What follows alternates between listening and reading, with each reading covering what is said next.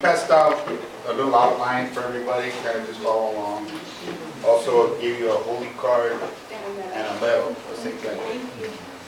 So our reports on St. Joseph. And St. Benedict was a simple monk. That's what this is, a simple report. Actually, a lot of the stuff we were talking about earlier, you're going to hear some of this. Yeah. I'm going to read some stuff from things that you guys were talking about. It's actually kind of funny. But anyway, we'll begin our reports on St. Benedict and also Benedictine spirituality. And most of what we know about St. Benedict actually comes from St. Gregory the Great, the Pope. So I'm going to talk a little bit about him, because in order to understand a little bit about Benedict, he's the one that all the information we have basically comes from St. Gregory. Anyway, St. Gregory was born in 540, which was 7 years before Benedict died. But when St. Gregory was about 35 years old, he had a real high public office in Rome. And he gave it all up to enter religious life as an ordinary Benedictine monk. He had a nice house. He sold everything in there and converted his house to a monastery, St. Andrew's Monastery, and he stayed there as a monk. He was eventually elected Pope in 590. It was during his pontificate that St. Gregory cultivated Benedictine monasticism, which we've been talking about. He did that a lot during his pontificate. He also wrote 4 books that were known as the Dialogues of St. Gregory. And the entire second book of the 4 is devoted to St. Benedict, his life and his miracles. And the book is not necessarily a chronological biography like we're probably used to reading, but it consists of miracles in St. Gregory's life. And what he did is he actually spoke with about 3 or 4 of his disciples who gave him all of this information. And he put it down in the form of a book, the second book of the dialogue. And the church places great emphasis on the accuracy of his books because of who St. Gregory was. He was a pope. He's also considered a doctor and a father of the church. So kind of, probably what he wrote is, pretty good stuff. And I'll tell you a little bit about the life of St. Benedict. Benedict was born in Nursia, a city in the central region of Italy, to a very noble and wealthy family. He is considered the founder of Western Christian monasticism. Benedict also wrote the Rule of St. Benedict, which is the only written record left. And we'll tell you more about that. As a young man, Benedict's family sent him to Rome to study. Disgusted at the moral decline in the city, Benedict interrupted his studies and withdrew into solitude, seeking God. For 3 years, Benedict lived as a hermit in a cave in the mountains of Subiaco, under the direction of another hermit named Romanus. Some shepherds discovered Benedict's cave and recognized him as a servant of God. The shepherds also brought Benedict food, and he in turn would feed them spiritual food for their souls. And we talked about the hermits of the early 3rd century and all that. But anyways, Benedict found a cave and he retreated into this cave and basically locked himself away. He was there for about 3 years. During the time that he was there, he was confronted with his own reality, his sinful nature, I guess you could call it, whatever. But he found himself attacked by demons. And these demons came to him in images of all the passions and emotions that threatened to overwhelm him. And I'm going to read, who was it we were talking about? St. Augustine, how he went to the extreme. Well, you're going to read a good example of that here. This is actually taken from the book of St. Gregory, the dialogue book. This is the account of an incident in Benedict's life when he was overcome with these temptations when he felt the demon was attacking him. One day while the saint was alone, the tempter came in the form of a little blackbird, which began to flutter in front of his face. It kept so close that he could have easily caught it in his hand. Instead, he made the sign of the cross, and the bird flew away. The moment it left, he was seized with an unusually violent temptation. The evil spirit recalled to his mind a woman he had once seen, and before he realized it, his emotions were carrying him away.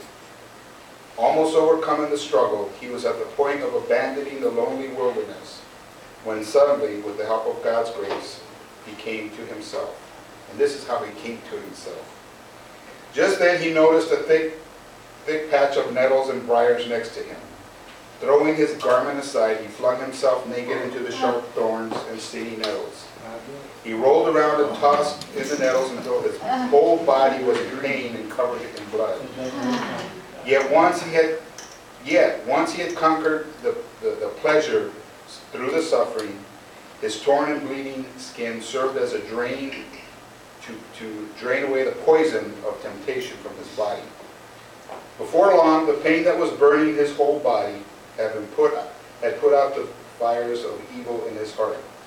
It was by exchanging these two fires that he gained the victory over sin. So complete was his triumph that from that moment on, as he later told his disciples, he never experienced another temptation of its kind. So we're talking about going to the extreme. Yeah. Good thing a cold shower. Yeah. He didn't have running water in the cave. Yeah, in the water in the cave. He was in a cave, remember? Word of Benedict's holiness and miracles brought a nearby community of monks who asked him to be their abbot after their own abbot had died. Benedict tried to discourage them by refusing their request, warning them that his way of life would never complement their way of life. But the monks kept insisting, and Benedict accepted. However, the monks soon resisted Benedict's strict leadership and tried to poison him by giving him poisoned wine during a meal. But when Benedict blessed the wine and meal by making the sign of the cross over it with his hand, the container of wine shattered, and Benedict realized the wine was poisoned. He gathered the community together, he forgave them, and told them to find an abbot to their liking, and he left. Benedict returned to Subiaco, where his wisdom and reputation attracted more followers who wanted to hear the message of Christ from him. As his followers grew, Benedict set up some monasteries where monks lived in community. There was a priest in the nearby church named Florentius who became very envious of Benedict and Benedict's work and the fact that a lot of people were going to him. Florentius tried to poison Benedict with some poisoned bread. And when this failed, Florentius sent some young girls to dance in front of Benedict's monks' cells to try to tempt the monks. Benedict then took a few monks with him and he left the monastery. And again, I'm going to read it because it's actually, I find some of these things kind of fun. Bear in mind, he was in the 5th century, 6th century, 400. You need to preface this by, do not attempt this at home. Yeah, I had a shower. At mealtime, a raven used to come out of the nearby woods to receive food from the saint's hands. On this occasion, he set the poisoned loaf in front of it and said, this is a poisoned loaf that Florentius had sent him. He sat in front of the bird and said, in the name of our Lord Jesus Christ, take this bread and carry it to a place where no one will be able to find it. The raven started to caw and circle around the loaf with an open beak, and flapping its wings as if to indicate that it was willing to obey, but found it impossible to do so. Several times the saint repeated the command, take the bread, he said, and do not be afraid.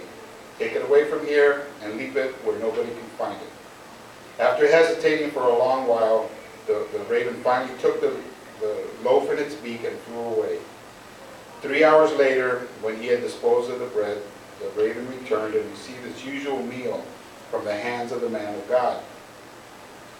The saintly abbot now realized how deep the resentment of his enemy was, and he felt grieved not so much for his own sake, but for the priest's sake. But Florentius, after his failure to do away with the master, determined instead to destroy the souls of the disciples, and for this purpose he sent 7 depraved women into the garden of Benedict's monastery. There they joined hands and danced together for some time within the sight of his followers in an attempt to lead them into sin. When the saint noticed this from his window, he began to fear that some of his younger monks would go astray. Convinced that the priest's hatred for him was the real cause for this attack, he let the envy have its way. Taking only a few monks with him, he left the monastery to find a new home. In the statue we have up here, there's a little raven depicted at his feet with the loaf of bread. That's what that signifies. This particular incident in his life when the raven took the poisoned loaf and flew away with it. From Subiaco, Benedict moved and settled at Monte Cassino in 525. That's Monte Cassino, right? Modern day Monte Cassino. That's today in Reading. Yes. Benedict's reputation of holiness, wisdom, and miracles continued to spread far and wide. This attracted disciples to him in the monastery. In 529, Benedict founded the monastery that became the roots of the church's monastic system at Monte Cassino. It is here that Benedict wrote his famous rule. Benedict also had a twin sister named Scholastica, who later became Saint Scholastica, who also shared in Benedict's vision. Under his direction, she formed a cloistered monastery for women near Monte Cassino. Saint Scholastica is considered the first Benedictine nun. Benedict died in 547 while standing in prayer before God. He was canonized as saint in 1220. His memorial is July the 11th. Benedict had the ability to read consciousness, gift of prophecy, and the ability to forestall attacks of the devil. He is a patron saint of civil engineer, the dying, these are farmers, gallstones, kidney disease, monks, school children, the homeless, poisoning, and speleologists. Speleologists. Speleologists. Those are the people that study caves. Since he lived in a cave, since he lived in a spelunker, Spelunker, that's the person who studies caves. People that study caves. Speleologist. He is also the patron saint of witchcraft. no, Against against witchcraft. I didn't know that. The intercession of Saint Benedict is known to stave off temptation and the forces of evil. So if you get tempted by depraved women or men, you can pray for Benedict. So now we'll actually go into his spirituality, Benedictine spirituality. Benedictine spirituality is a way of life that helps a person seek God and God's will daily by living our ordinary life in the presence of God.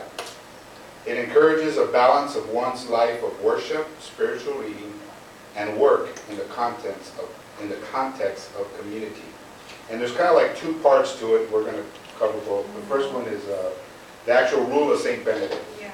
Which contains 73 chapters that teach the basic monastic virtues of humility, silence, obedience, and directives for daily living. Common sense, a life of prayer, study, work, and life under one's superior. The rule also calls for stability and commitment. Live in a community in which Christ is seen in each person. Stewardship of all created things which come from the hand of God.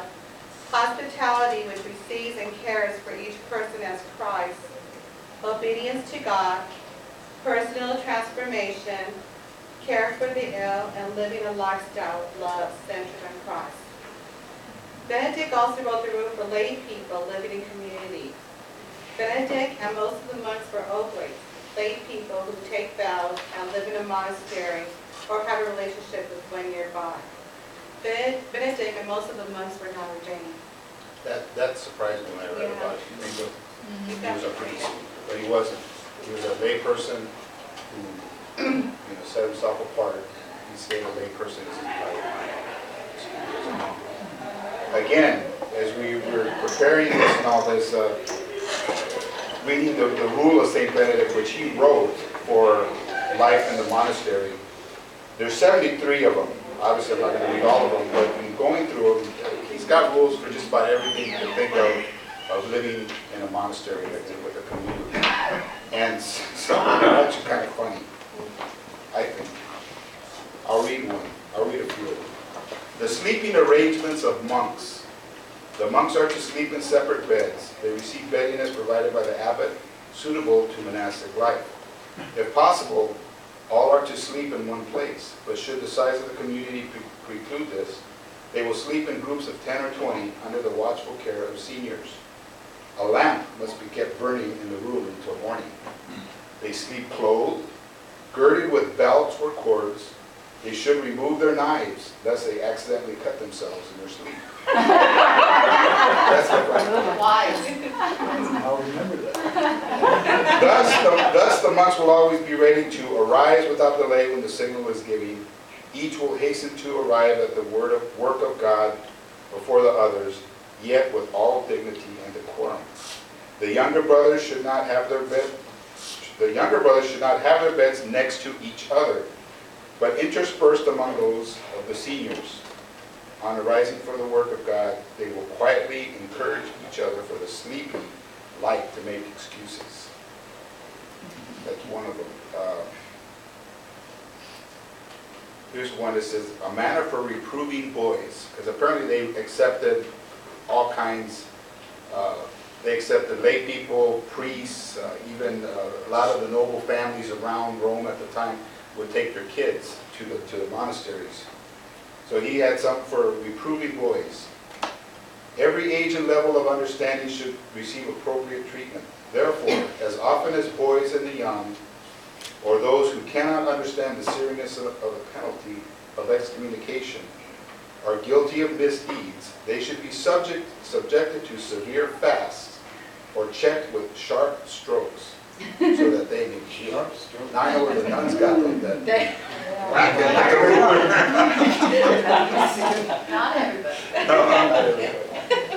Couple more. This one's about the proper amount of drink.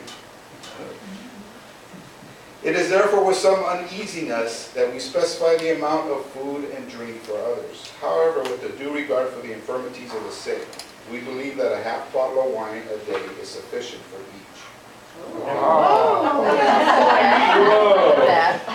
He goes on and talks a little bit about, well, if your gift is not to drink, that's okay too, don't drink. But we, depending on the type of work they do and the heat of the day, if we feel you need more, we'll give you some more. And at the end it says, however, where local circumstances dictate an amount much less than what is stipulated above or even none at all, those who live there shall bless God and be humble. Above all, we should admonish them to refrain from grumbling. So they can't grumble. And the last one I'm going to read is, as I said, priests also came to the monasteries, and they wanted admittance, they wanted to come into the monastery. But he didn't give the priest like any privileges. A priest was a regular guy. It says, if any ordained priest asks to be received into the monastery, do not agree too quickly. However, if he is fully persistent in his request, he must realize that he will have to observe the full discipline of the rule without any mitigation, knowing what it is written. He should, however, be allowed to stand next to the abbot to give blessings and to celebrate Mass, providing the abbot bids him. So in other words, the abbot had to give permission to say Mass and give blessings. The part I like is at the bottom, it says, when there is a question of an appointment of or any business in the monastery, he takes a place that corresponds to the date of his entry into the community, and not that granted out of respect of his priesthood. In other words, it was all seniority. Rank didn't have his privileges in the monastery. They didn't care who you were. But anyways, those are just some of them. I just, like I said, picked out 4 of them I kind of thought were funny, but there's 73 of them And I said, don't that read he all wrote 73. to govern the lives of the monasteries. St. Benedict's message, his message was, one of them was living in the presence of God. We have that there. And Benedict did not recognize the need to separate oneself from the world in order to be with God. When we are in the world, we are also in God, and present to the Creator of all things, whose gaze is upon us wherever we may be. Everything we do should witness to the experience of the God who is present in all things. Living in the presence of God shapes all areas of our lives: our prayer, work, interaction with creation, and our relationship with others. According to Benedict, God speaks to us in the words of Scripture. The Lord also speaks to us through people, even a younger person who has less knowledge and experience than us. The second part of his message is ora et labora, or prayer and work. Benedict sees no contradiction between work and prayer. Work is to help us pray well and prayer is to help us do our work well. Work helps us to pray and should itself become prayer. Benedict writes, idleness is an enemy of the soul. Therefore, the brothers should have specified times for manual labor as well as for prayerful reading. When we join prayer and work will also be a spiritual life for us that does not separate us from God. He also mentioned discretio, which is the gift of discernment. The gift of discernment of spirits is another of Benedict's characteristics. The judgment should not be clouded with one's own ego, desires, and needs. Benedict saw discretion as a virtue of arranging all things in such a way that the strong are attracted and the weak are not frightened away. He did not preach a religion of the strong. Today, many people are beginning to listen to the Spirit of God and only make decisions after they have listened to God in prayer. The fourth one is Pax Benedicta, or Benedictine peace. The Benedictine ideal for people is not that of one who achieves and accomplishes things, but a person who knows how to bring people together and creates around themselves an atmosphere of peace and mutual understanding. And one of the most important challenges Benedict puts before us is to be a positive person who can build people up instead of tearing them down.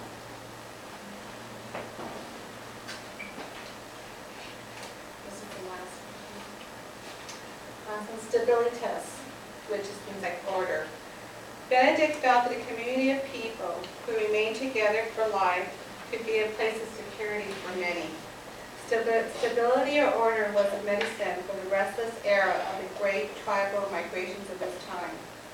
Today we can see an increasing aversion to commitment, yet the soul senses that it needs solid roots and stability to grow. Benedictine stability invites us to pay attention to our roots, and its purpose is to encourage us to decide, to commit ourselves, to accept ties.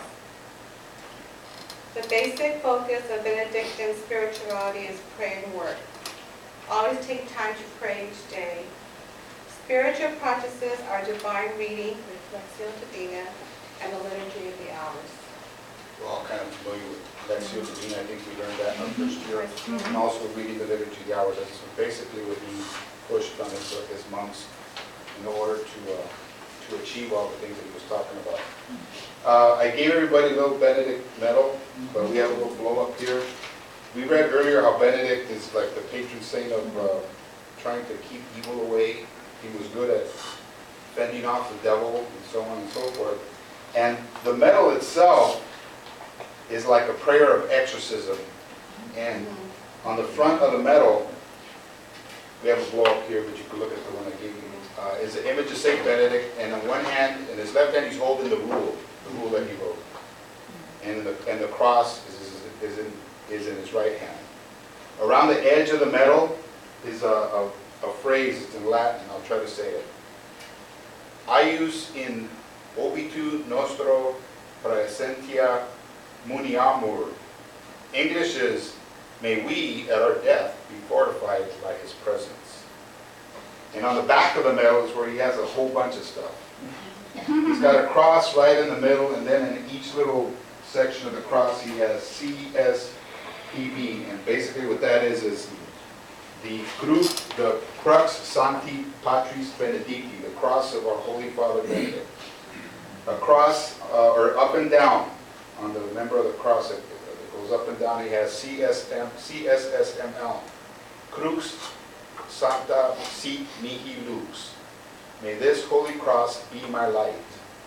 And on the cross beam he has NDSMD, nunquam draco sit mihi dux. May the dragon never be my guide. Then when you start going around the medal, starting up here at the very top, he has VRS, and I'll go through that.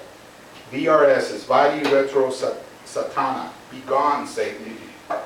NSVM is Nunquam Surua Mihi Vana, never tempt me with your vanities. SMQL, Sunt Mala Quae Libras, what you offer me is evil. IVB is Ipse Veniae Vivas, drink the poison yourself. And at the very top, it's Pax, P-A-X, for the peace of Benedict. That whole thing is, like I said, a prayer of exorcism for him. It's to ward off evil. And then the little holy cards. Yeah, the holy card that we passed out, as you can see, he's holding the chalice that was without the poison, and we prayed over it and cracked. The snake was in And the it. snake is in it, it's like poison and that. So it portrays, some cards portray him with the chalice, others with the book.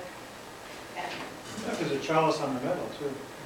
Right? No, I On don't the think so. is right there one hand. in there? I don't see it. On the Yeah, right there hand. is. Well, the metal has The other a side. Yeah, the raven. right side, no, the Raven. metal, there's a chalice right there too. Yeah, there is a Yeah.